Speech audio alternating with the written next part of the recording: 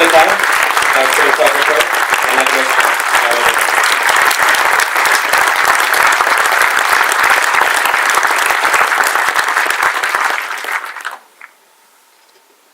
Z, can I say? Sure. You're born and raised in Addis Ababa. How familiar are you there in the big city with what is happening in the countryside 3 hours from the city, marriage by abduction? Born and raised in the city, and I think when I was growing up there, for a country is the second biggest country in Africa, we had only 4,000 kilometers of paved roads, so we didn't know what was going on outside of the city, except for the news reels that we see and whatnot. So the tradition kind of exists everywhere within the country, but those of us who grew up in the city kind of were shielded from the day-to-day life of the village. So I had an idea of what abduction for marriage is, but it wasn't around me on a daily basis. I didn't have a family member who talked about it or who kind of was abducted into marriage or whatnot, so I didn't know much about it. And the film is based on true events. How did you come across the story of Beirut happening in '96? I left to go to school to the U.S. literally about 5 months after this happened in 1996. So while I was in the U.S., I did not know anything about it. So after graduation, I went back to Ethiopia, and around 2005, I met the brother of the lawyer at a friend's dinner, and he told me about his sister and said, you need to make a film about my sister. And I said, sure. But he told me her name, and I was on my way back to Los Angeles, and once I got there, I typed in her name, and literally about 1,000 pages showed up on Google. So I read up pretty much everything that she's done, and this particular case kind of got my attention, and 4 months later I jumped on the plane and went back and asked to meet her, and that's how it happened. And how did you find Tizita, the wonderful actress, performing Beirut? How did you discover her for your film? We were Levi was with me in Addis when we were casting. I think casting took the longest time, apart from trying to raise the money, of course. But we were in Ethiopia for 8 months, trying to find all the actors. I was very adamant in finding the right people for the project, and even though we had a chance to do this film in English, would have made it a lot quicker, but it didn't happen. So Meron is an established actor, a university graduate from Addis Ababa University School of Arts. And a couple of the guys, the village elder, the old man who's in the middle, the guy who plays Hirut's mother, and 2 other people were established actors in Ethiopia. But Hirut, that was the hardest person to find because they didn't have roles for young people in theater or in television. So we literally made 6,000 flyers and went from elementary school to elementary school trying to have these kids to come in to the studio and have a reading with us. Nothing happened, and then 2 weeks before we shot, I went to my casting director said, oh, there's this old man, an actor, who gives after-school theater acting lessons to young kids. And of course, so we drove there, and it happened to be my elementary school. So there in my 7th grade class was this group of young kids learning how to act, and she was in the middle there, sort of waiting her turn to take on sort of like a vocal lesson, I guess. And I saw her, and right away I knew that was the girl for the part. There are not many films being made in Ethiopia. Maybe a question to the producer. What is the challenge to film in Ethiopia, to raise money and to deal with all the techniques? It's hard. It was really hard. We started financing. I came onto the project in 2009, and we had offers to sell the script, do it in English, put Halle Berry as the lawyer, and another supermodel was mentioned, and we had a very specific vision. We could have taken that money, and we didn't, so we decided to do very unconventional, and we just did it grassroots, approaching like-minded individuals. A lot of Ethiopian people supported this film from all over the world, amazing artists, amazing painters, even Coldplay's bassist, Guy Berryman, sold his guitar for us at an auction. I mean, so we just really went out there to try and raise this money under, alternative means. And crowdsourcing, we did Kickstarter, so all those names are our Kickstarter campaigns, and that's the way we had to make this film. It took us longer, slower, but we got to make it the way we wanted, so it was really important for us.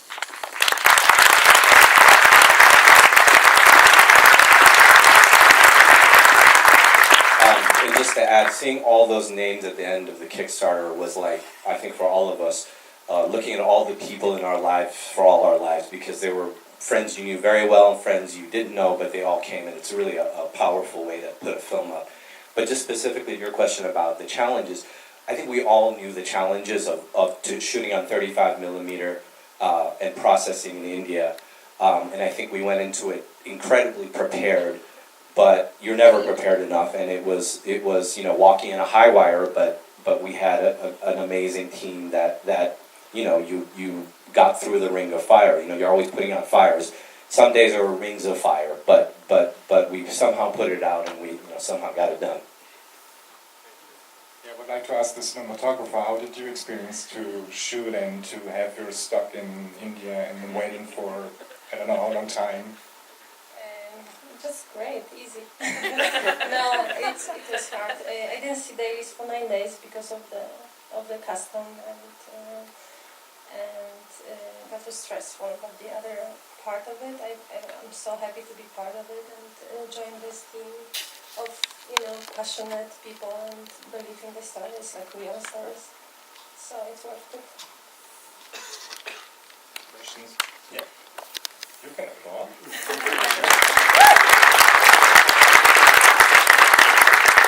Questions from your side. Raise your hands. There's a question. Do we have a microphone? Yes. Hello. Thank you for this wonderful film. I really enjoyed it much.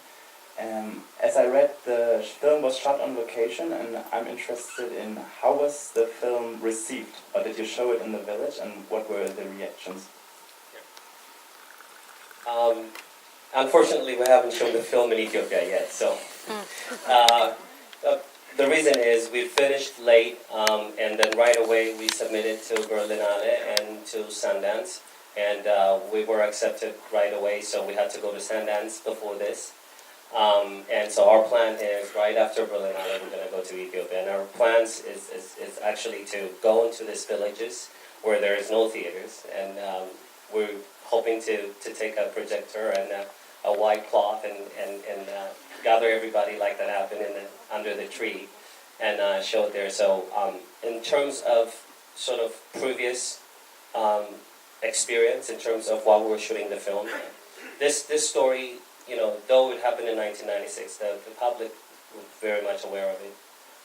It was, to Laza's credit, the lawyer, were very tactician in a way to bring the media into sort of the case, and usually court cases were not on your newspapers or radio, so people know about it, so we didn't have any pushback. We were uploaded, and as you see, a lot of those Kickstarter names, most of them are from Ethiopia. Questions? Yeah, please. Yes, please. Do we have the microphone? It's coming. No, please. Yeah, no, it's easier because it's really hard to understand you. It's a big cinema. You can ask. I had one question. What happened to Hirut from the moment of the film ends on? By the time we got together to make this film, it was very difficult for us to find her. As was told in this story, that she lived in an orphanage, and not a lot of people had access to her, so the people who represented her told us that it was going to be very difficult for us to find her, so we didn't get a chance to talk to her. What we know is that she's safe, and she is in Ethiopia, but the people in the village does not know where she is, and we were not allowed to communicate with her for her safety.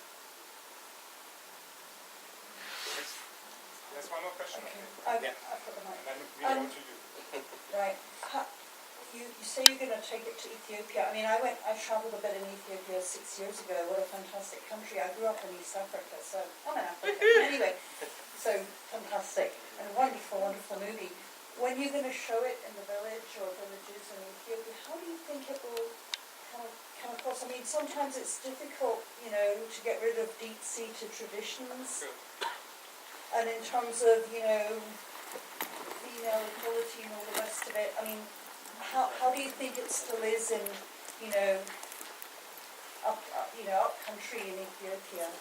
I think we've made a great stride in the last couple of years in terms of gender equality and violence against women.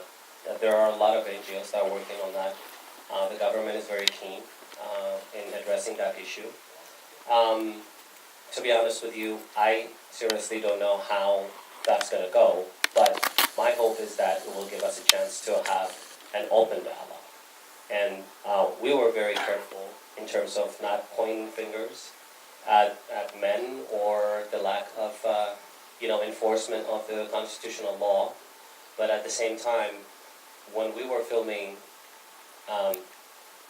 we had a lot of support from these villages. We actually went to the villages that this happened in. And one of the scenes when she was abducted, the villagers who were watching us, actually, every time you saw the camera, there's about 100 people behind it. Seriously, yeah, so the actors performing in that kind of situations was amazing. So on one of the scenes where we see the abduction, the villagers were screaming, "No, you're doing it all wrong." And a couple of them actually volunteered to show us how to do it. So, but I know Marek's got more to say about this. You have to understand, Maza is a powerhouse woman who still does so much, and the people love her there. She actually started the first women's bank. She's chairperson of the first women's bank. She's the gender advisor to the ECA, which is a special UN commission. She sits on multiple boards all around the world for women's rights, so she's a beloved person, and everyone respects and loves her, so I think that will also help the way in which the film is received there. Now we have you in the... Yes, please. What does the title "different" mean? Great question. It's a powerful word that has a double meaning in Amharic. And on its everyday use, it means courage or to dare. And it also means the act of being raped. Here's a question in the front. I just give you that. So the case of Hirut, have other cases followed? I mean, I'm pretty sure you've been confronted with the question after India and those rape and trials that followed. So do you know anything? How's the situation today in Ethiopia?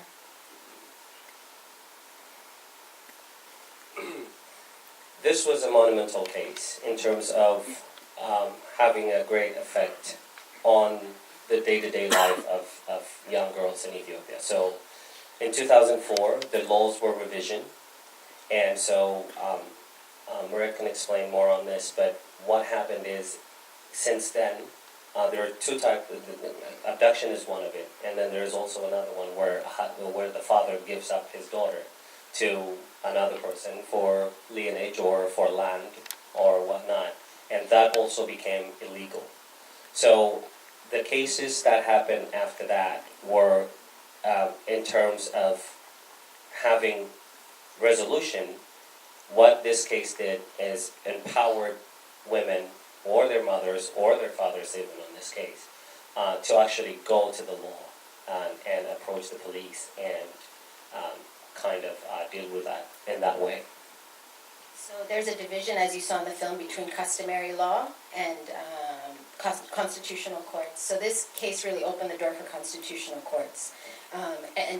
Importantly, after the case, though the case happened in 1996, a lot of women's rights community all around the world mobilized to help Maza and her organization, and there were revisions in the Penal Code in 2004 that defined any gender-based violence as a crime for the first time in Ethiopian history. So gender-based violence, abduction became not only, we had the rule actually that abduction was outlawed, but it wasn't enforced, and there was a loophole in the law that if you married her, then there would be no criminal charges. So that went away. So it was, it started to be enforced. There were criminal charges regardless. And then female genital mutilation, the cutting, actually also got included in that law. So those were huge revisions in the criminal code for the first time. And there's been so many changes. A lot of really great work being done. LFI doesn't happen as much. It still happens, unfortunately. Actually, 30 to 40%, depending on what studies you're looking at. Mostly in the rural areas, not so much in the city. I actually had an aunt who was abducted in the city like 40 years ago. So it doesn't really happen in cities now. And like any change, it takes time, but the codes were revised and, the culture is slowly changing and catching up.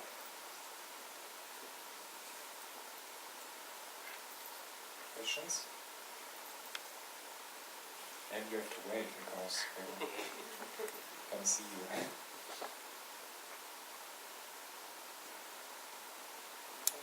Yes, there's a question. Any more Yeah, we have for next film? 1 second. It's about your next film? It's about your next film, so you can ask.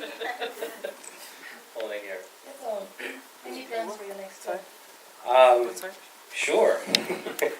I'm interested in this kind of human stories, things that connect us all.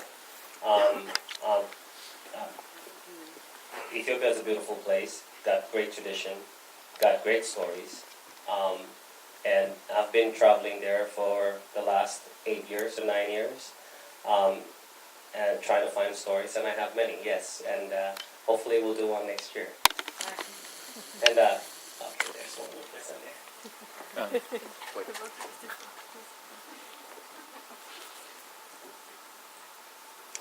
Well, first, congratulations. I loved it. Really touching. And also, I wanted to ask you, what was, as a filmmaker, your most challenge when making this film based on a true story? Yeah, it's great question actually. Well, being a person from the culture myself, the big challenge was to be able to bring this story in a way that not just I saw it, but in a way that the people in Ethiopia see it, the villagers, what's their point of view, why do they do what they do, and it's easy to create a protagonist and an antagonist and rooting for one and demonizing the other. In this case, that wasn't what happened. I spent 3 years going from village to village and talking to people. I talked to the people who work on this case, the courts, the police, and when you talk to them, as far as they're concerned, the perpetrator on this case was Hirut. They didn't see anything wrong with what the guy did. So it became kind of a study of the tradition, a study of the culture. That was one of the biggest challenges I had as a writer and as a filmmaker, to be able to create a cohesive story that's complex enough, that's moving enough, with enough drama to capture the audience and be able to also put across the point that I wanted to make. In terms of making the film, there were many. And from the get-go, we had a lot of challenges, but one of it is be able to get the right people for the project. So I finished the script in 2008. Meret and Lacey joined in 2009. Lilai came in 2011. Monica came in 2013. 2012, yes. And then Aga came last. And actually, I got myself made in Ethiopia and with Monica too, because I was doing casting there. For us, what was more important is in terms of doing this film to protect the artistic integrity of it. And each of us had a way to do it. Monica and I debated on how we should light the film, or should we light it at all, or how to move the camera, and also the editing, should it be stylized or not. And so these are things that happen in filmmaking, and doing it in Ethiopia kind of, it was a weird thing to do, because it was like, you're making these decisions where you are surrounded by 500 people and they don't know why you're there, and why she has a camera that's about 85 pounds on her, and then why, yes, Why he wasn't helping her carry why I wasn't helping her carry it. Yeah, so, yeah, great challenges, but, it was a great chapter for us in Ethiopia as film industry is concerned, because this was the fourth film to ever shoot on 35mm film. So we had a great experience doing it. I think your question is really amazing, and I think after Z would do drafts and say, what do you guys think, we talk about it, that finding that balance between knowing this so well, I mean, he's been researching this and he knows every intimate detail, but also letting it breathe to allow the drama come out, because he's writing it. He wasn't at every moment that you see on film. He created it. So I think that he really worked to find that balance. For example, that scene under the trees is a fantastic moment in the film of hearing, really, I think, where the balance of having this dramatic tension, but really being true to the place where it was, and really being written by someone who heard those people and just channeled through him. So I just wanted to add that. Great question. Yeah, here's a question in the front. Maybe I'll just give you that. So what was the role of Angelina Jolie in the movie? And I thought I wasn't going to be asked that question. Great story, actually. So Angelina joined us about 5 months ago when we were doing post-production of this film. And the way it happened is one of our executive producers, Julie Moreto, and Angelina have a common friend, and I think Different was mentioned at a dinner, and somebody said to somebody, oh, Angelina should see this film. And it happened, and I was asked to send her the film, and it was my first cut, and I was very nervous to send her a not complete film, but I did, and she saw it, and she called me. She was in Australia doing a film, and she called me directly and told me how she loved it, and she wanted to be part of it, and how she asked me basically, like, what do you want and how could I help you? And I said, you'd be the great ambassador for this film. So that's how it came about. Okay, one last question because you're in the front. Whatever happened to her sister? The little one? So the kind of the heartbreaking story for me was also what happened to the little sister, Aragash. And I did not know about what happened to Aragash until later on when I went to the village multiple times.